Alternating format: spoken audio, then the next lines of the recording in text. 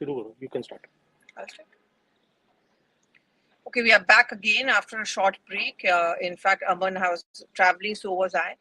But we first begin with a very tragic news which came in, which is one Indian student studying in Kharkiv University in Ukraine has unfortunately died in that crossfire of this crisis between Russia as well as Ukraine. It's very, very tragic. It is something I think none of us would want it to happen. But we're just going to keep our focus also on elections because 2 more phases to go. Yeah. And it's entered a very critical phase, and of course a big day, that's 10th March is when the counting is going to take place. I'm going to actually start with this little bit of a Ukraine thing because the opposition, particularly the Congress party, has been accusing the BJP of using this crisis to reap political benefits. Remember what happened during the Pulwama and the Balakot airstrikes? Does the BJP see it like that? Is that what their sources are telling you? That they're hoping that Operation Ganga is successful, the Prime Minister's image as someone who can talk tough and take quick action is something which could actually reinforce his image without him having to say so when he's campaigning? No, I don't think so. They look at that way. So far, it is not so.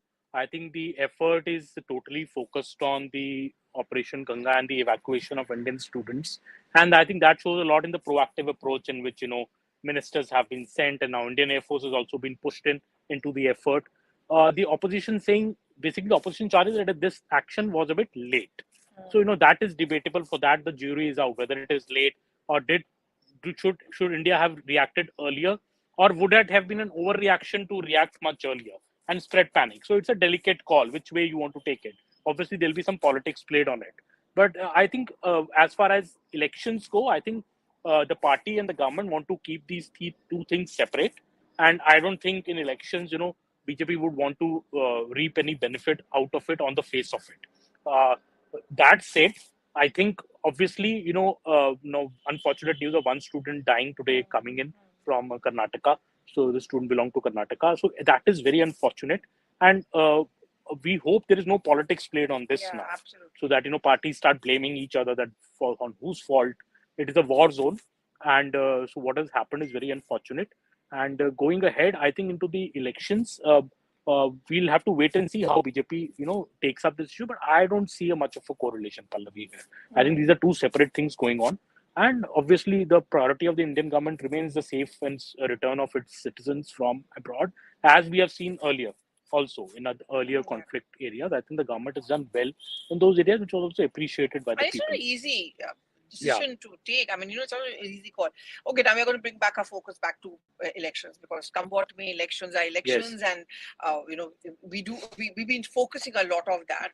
Okay, you just come back. My Punjab trip ended long time back. I'm waiting to go back again on counting day. It's interesting because Channi ne aaj kuch logon ko ye baat kaha ki I am to chosen as a CM face by the Congress, but इन्होंने मुझे 2 लोग ऐसे दिए, which is Sidhu and which is Sunil Jakhar, जिनके चलते I'm little bit at a disadvantage. So many are seeing this as he getting his defenses ready just in case the Congress party doesn't do well in Punjab. And Ram Rahim, by the way, has gone back to jail. His parole is over. I guess the work is also done because the Dera votes are going to play a very important role. That they could make that critical swing in the end. But let's look at the focus on Uttar Pradesh, because these are the last 2 phases, and you've been reporting, and so has my colleague Pragya been also reporting from News18.com that big bang campaigning by the Prime Minister. So when he goes back to Banaras, which is his turf, he's going to stay put there. Do you see a shift in the strategy of the BJP now? The Hindutva agenda and Yogi taking on Akhilesh? See, I think, Pallavi, Varanasi, PM went the last time also. So it is because it's the last phase, obviously PM goes there. PM will campaign, I think, in adjoining constituencies. Maybe he'll stay a night there because it's easier logistically rather than return to Delhi, because if you're campaigning in places like Ghazipur and, Jaunpur, where PM is supposed to go. So, see, BJP depends a lot in UP elections, in the last 3-4 UP elections since 2014, on this last mile push by the PM. So, when the PM goes there, does his rallies, camps there, obviously it builds a lot of momentum, builds a lot of motivation to the party cadre. There are big road shows are held in Varanasi, big rallies are held, and now the EC, the guidelines are also now relaxed. So the election is back to its old campaigning self. But I think more than the PM going there, now only 5 days of campaigning is left.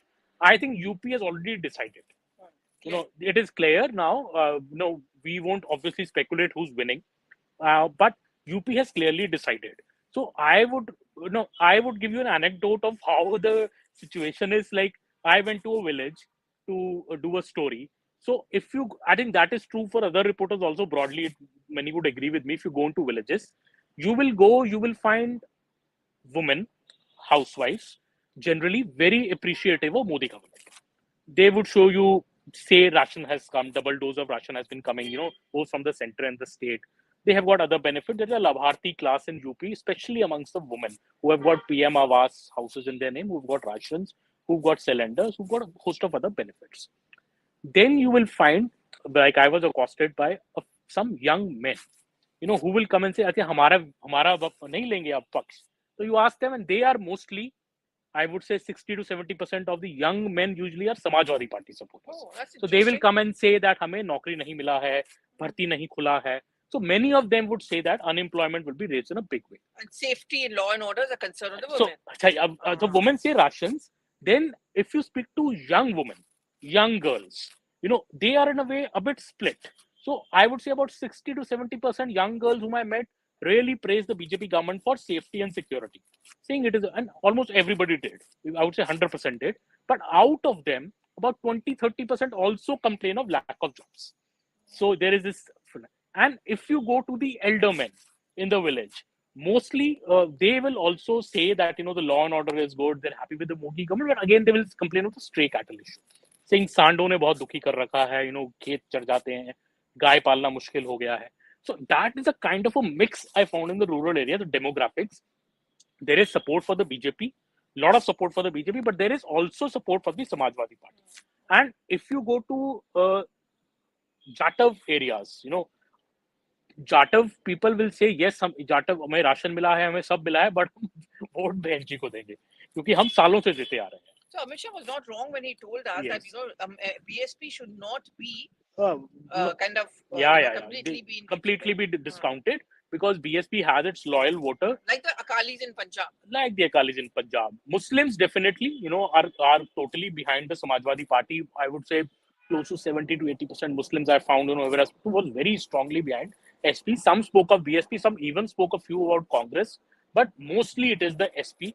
So it is a very difficult election, I think, to predict by anybody. I think now the vote percentage, kisko kitna votes milta hai, exactly. The margin of win.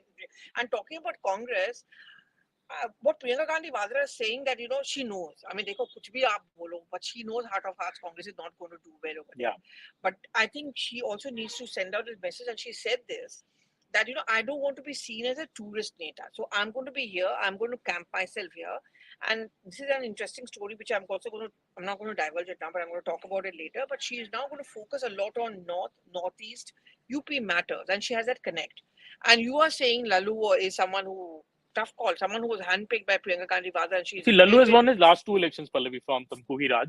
This time I went there, I sensed that it was a tough fight, because BJP had got its act together, and even SP was in a strong...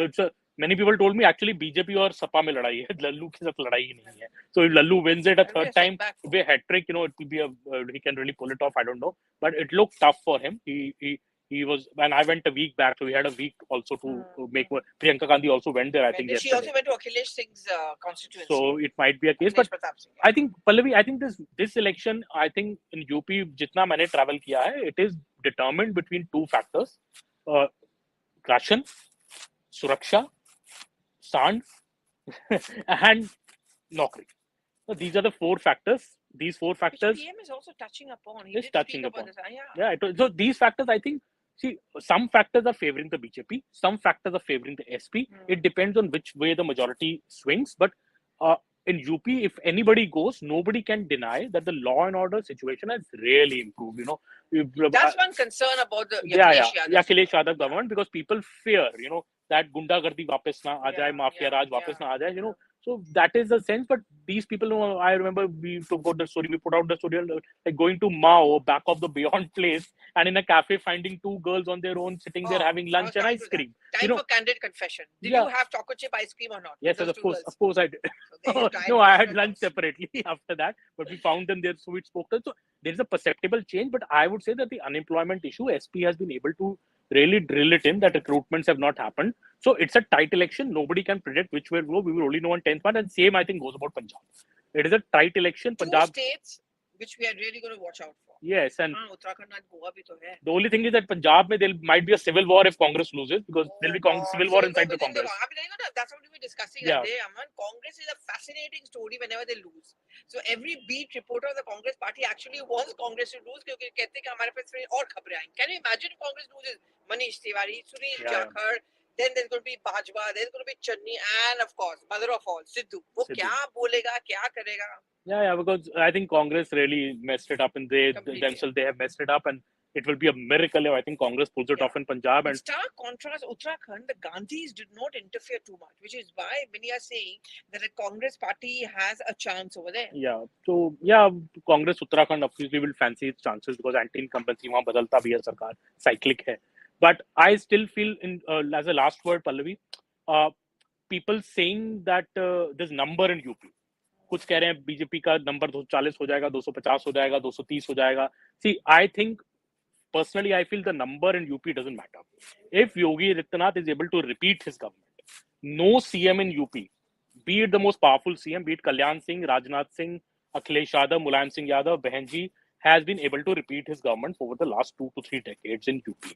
So I think if Yogi is able to repeat his government, it will be a big achievement of the BJP. I think the number now doesn't matter. And Amit Shah in our interview to News18 already said that number जो भी हो योगी आदित्यनाथ ही अगले CM होंगे. कहते ना जो जीता वही सिकंदर. दो वो थ्योरी भी रेस्ट पे हो गई है, जो लोग थ्योरी बना रहे थे ना कि नंबर कम आएगा तो सीएम बदल जाएगा. I think Amit Shah has also laid that to rest. I think BJP is now looking for a win. No, people are speaking less of the number, more that can our government be repeated. So let's see what happens on 10th March. Thank you so much for joining us today. We are going to be back again. Yeah. And as Aman's famous line is that election ho ya na ho, power circuit will continue. Yes, power circuit will continue. Okay, guys, see you then. Bye. Okay, bye. Thank you.